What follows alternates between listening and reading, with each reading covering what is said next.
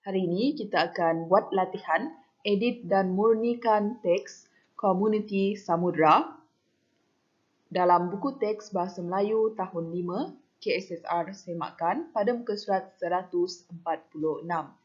Hari ini kita fokus kepada muka surat 146 sahaja. Petikan yang selebihnya cikgu akan kongsikan pada video yang seterusnya. Baik, sebelum itu, mari kita baca sama-sama untuk kenal pasti dan cikgu akan bantu awak dan bimbing awak untuk memikirkan perkataan ataupun tanda baca yang sesuai bagi kesalahan yang telah digariskan. Baik, mari kita baca sama-sama. Komuniti Samudra. Afifi membaca buku cerita di perpustakaan mini rumahnya. Sahabatku, sang penyu, mengapakah wajah kamu tidak ceria seperti biasa? Baik, di sini ialah kata tanya. Bila kata tanya, ujungnya ialah mesti tanda ya. Tanda yang sesuai dengan kata tanya. Bukannya tanda seru. Jadi tanda seru ini salah. Nanti kamu tukarkan. Jika kamu memerlukan pertolongan, beritahulah aku. Baik, cikgu gariskan pertolongan ini salah. Salah ejaan. Ya, ejaan yang betul ialah sama seperti yang cikgu sebut, pertolongan. Baik, kita sambung. Aku pasti akan menolong kamu, kata sang pari. Di sini cikgu gariskan huruf A ni. Kenapa? Sebab lepas noktah, mestilah ayat itu bermula semula. Jadi kalau di awal ayat mesti huruf besar. Baik, dan di sini sang pari, X dan P ni cikgu gariskan sebab ini ialah kata nama khas. Bila kata nama khas, mesti ditulis dengan huruf ya, betul. Jadi, tulislah jawapan yang betul. Lihatlah kaki dan leher aku ini, ada jaring yang tersangkut. Cikgu gariskan jaring, bukan jaring. Yang betul adalah jaring. Jaring. Okey, betulkan ejaan ni. Susah untuk aku berenang untuk mencari makan. Baik, di sini cikgu lupa gariskan. Di sini ialah berenang. Salah ni. Barenang ni salah. Tukarkan dengan berenang. Okay. Untuk mencari makan. Bukan makan tetapi makanan. Tambahkan imbuhan akhiran. Pelbagai usaha sudah aku lakukan. Namun begitu, semuanya tidak berhasil, kata sang penyu. Baik, di sini, selepas titik ataupun noktah, mestilah menjadi ayat yang baharu dan mestilah ini ditukarkan dengan huruf besar. Dan ini ejaan berhasil ini salah. Awak mesti ejanya sama seperti yang cikgu sebutkan ni, berhasil. Cikgu ulang, berhasil.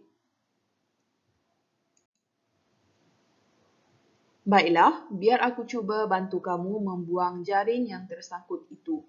Kasihan pula aku terlihat kamu menanggung kesakitan, kata sang pari.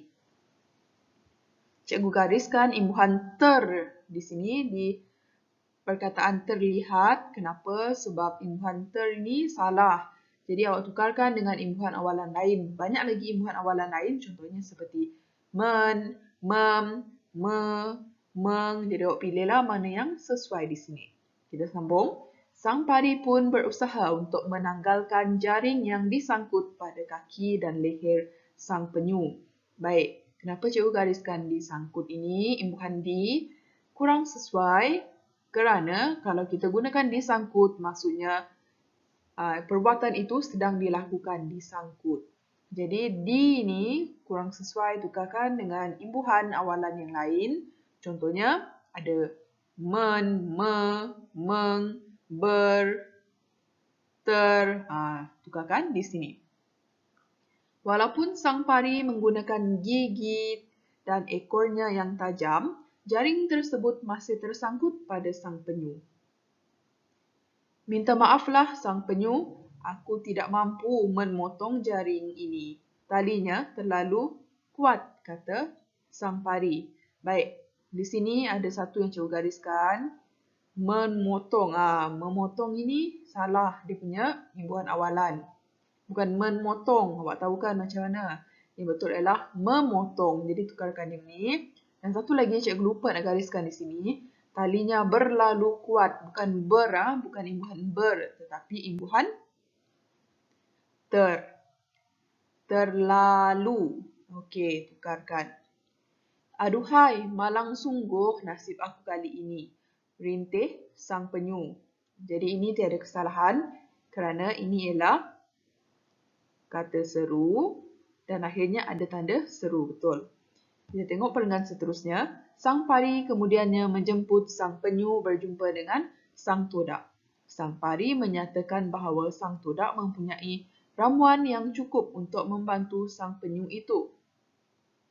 Baik, cikgu gariskan perkataan ramuan. Ramuan ni kurang tepat. Ramuan ni bila kita nak memasak sesuatu, barulah kita menggunakan ramuan. Tapi ini bukan ramuan. Jadi fikirkan perkataan yang lain selain daripada ramuan. Bila kita nak melepaskan seseorang, kita guna apa? Kita panggil itu sebagai apa?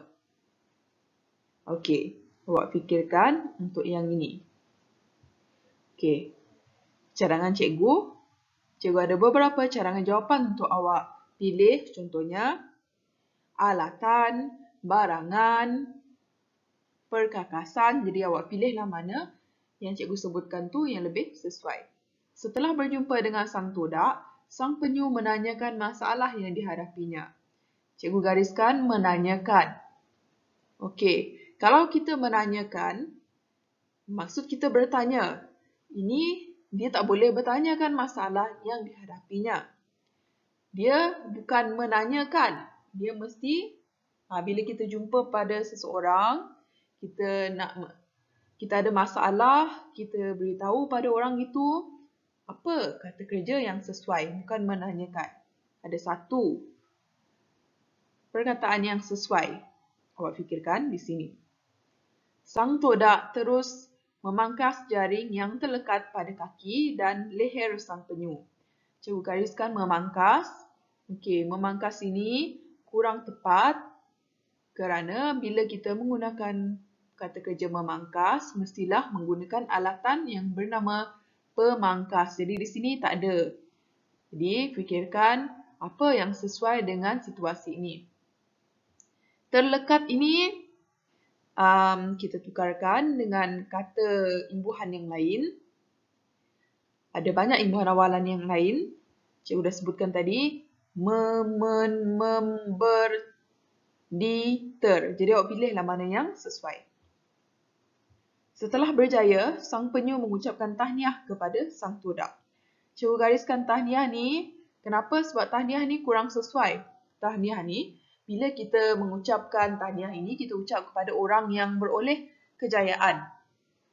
Tapi bukan di sini, situasi ini bukan situasi beroleh kejayaan. Tetapi situasi di mana orang telah membantu kita. Jadi, kita patut mengucapkan apa bila orang dah membantu kita? Ya, jadi itulah yang awak perlu tuliskan di sini. Jadi, untuk hari ini saja yang cikgu kongsikan dan ini saja yang perlu kamu buat hari ini. Untuk helaian yang seterusnya, nanti kamu akan sambung pada hari yang lain dan video yang seterusnya akan cikgu kongsikan. Baik, semoga dengan perkongsian ini mudah-mudahan dapat menjawab dengan lebih baik bagi latihan edit dan murnikan ini.